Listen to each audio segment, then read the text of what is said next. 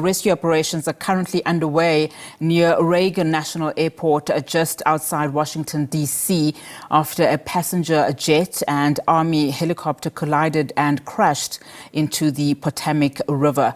Let's now bring in our SABC News correspondent, Caroline Malone, who is monitoring this story for us and has, the latest update. Good afternoon to you, Caroline. We understand, unfortunately, that no one is believed to have survived the mid-air collision. But perhaps tell us what else you know at this stage about the crash and the operations that are ongoing.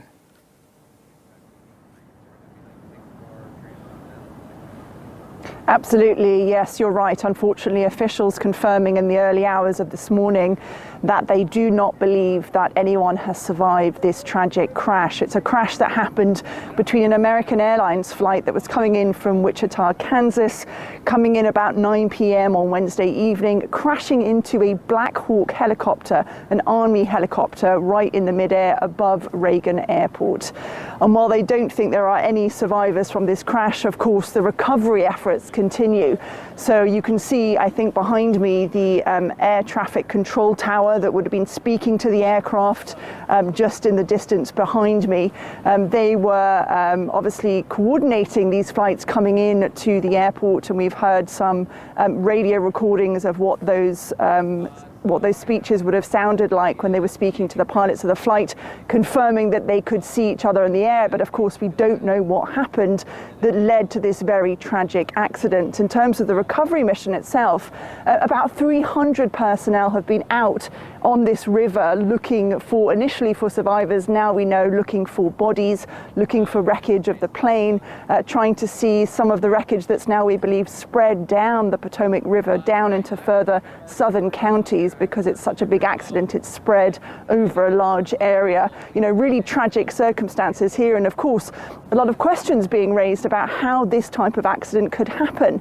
Aircraft are, particularly commercial aircraft, are equipped with high types of technology that enable them to listen for, look for, see, particularly at nighttime, other aircraft in the area. There's something called an ACAS system, which is used to detect other aircraft. Now, one type of speculation that we've heard, not confirmed, is that when aircraft come into this type of airport, because there are so many other aircraft around, which is pretty common, they may be muting that system and not using that as the primary means of detecting other aircraft and other helicopters. We'll have to wait and see, though, if that really is the case. We do know, though, that one diver that's been looking in the river has found at least one black box at this point. And of course, the black box from the aircraft will be able to give us more information about what exactly happened, how this tragic incident came about. In terms of survivors, we know that's not possible. We are hearing now about the types of people and who may have been on board, who may have died in this crash, as well as the 3 personnel that were on the Black Hawk helicopter, with 60 passengers on the American Airlines flight, 4 crew, including pilots. Of the 60 passengers, we believe around 20 of those people were from the ice skating, professional ice skating community, including some who'd been involved in high-level, national, even Olympic level figure skating. At least 2 Russians known and have been confirmed by the Kremlin to have been involved, that were involved in the Olympics many decades ago, who are now operating or were operating as coaches in the United States. Also, some suggestion that part of Team USA figure skating might have been on board, including, very tragically, children. And I mean, that question that you raise in terms of how could this possibly have happened is a question that has also been raised by U.S. President, Trump, in terms of how, can this occur, given just the sophistication in terms of those aircraft equipment. But just tell us a little bit about the reaction that you've been hearing about this particular incident. We know, of course, there were questions raised in terms of the Black Hawk helicopter itself, that it was, in fact, a training session. Perhaps you can also provide some light there.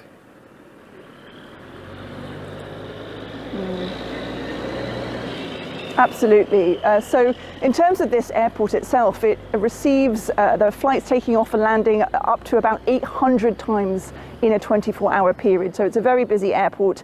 It's largely commercial flights that come in here, but there's also quite commonly a lot of military helicopters flying in this region as well. So it is common to see a lot of flights in the air, a lot of helicopters in the air at the same time, clearly not leading to this type of tragic accident in most circumstances. So this is where there's some unusual circumstances here that have led to the crash. Now, the suggestion so far is that there was some failing in procedure. Something must have happened to lead to this type of incident, because it is so common to see these types of flights in the air all the time through a 24-hour schedule. Even through the night time, it was 9 p.m. when this particular crash happened, but even during the night time, it is common to see a lot of aircraft landing at the airport. In fact, the busiest runway at Reagan Airport is a short runway. It's known to be particularly short and used because it's short, so it means it's faster for takeoff and landings. It could be seeing something like a flight taking off or landing every minute in its busy period. So really very short turnaround in terms of the flights coming in and out of Reagan Airport. Now, in terms of how this crash happened, that is the real big question at this point. Procedure being the suggestion that it's involved. Of course, there's also question marks about whether there was any human error involved, whether there was some, a mistake that was made by pilots of either the helicopter or the American Airlines flight. But we have heard from American Airlines in particular talking about how experienced their pilots are, how they've flown into this airport many times before. We can expect that would be true, of course, of the Black Hawk helicopter as well. Although the pilots were on a training mission, it was a training mission that could be just to beef up the number of miles they're doing in a particular year. It's something that they do annually. Proficiency test is pretty common for the military, the army around here in those helicopters, just doing a sort of reminder flights about coming in and out of this airport. So, very unusual circumstances, and really a lot of questions have been raised. We're going to have to wait and see exactly what officials say about how this could have happened. And we're not going to see any flights at this airport coming in and out for at least another 2 hours.